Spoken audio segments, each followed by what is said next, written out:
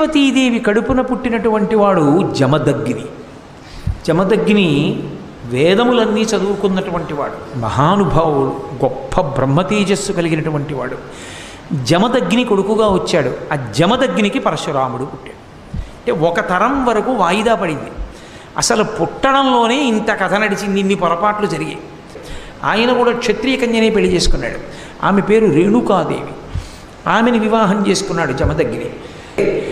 ఆ జమదగ్ని మహర్షి రేణుకాదేవికి 5 కుమారులు జన్మించారు. అందులో పెద్దవాడికి రుమణ్వంతుడు అని పేరు, రెండవ వాడు సుషేనుడు, మూడవ వాడు వసు, నాలుగవ వాడు విశ్వావసు, 5వ వాడు పరశురాముడు.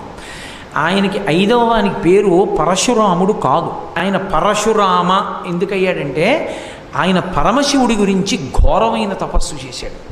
చేస్తే పరమశివుడు ఒక చేతిలో మృగాన్ని పట్టుకుని ఓ చేతిలో గండ్రగొడ్డలు పట్టుకుంటాడు. ఆ గండ్రగొడ్డలిని ఆయనకి ఇచ్చాడు.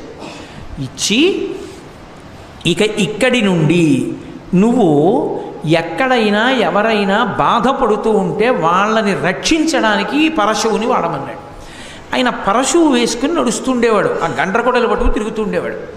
ఆ గండ్రగొడ్డలిని పట్టుకుని తిరుగుతూ ఉంటాడు కాబట్టి ఆ గండ్రగొడ్డలి పరమశివదత్తం కనుక అది ఆయన చేతిలో ఉండగా ఆయన్ని ఎవరూ నిర్జించలేరు కనుక, ఓడించలేరు కనుక పరశురాముడు అని పిలుస్తుండేవారు భయంతో ఆయన్ని.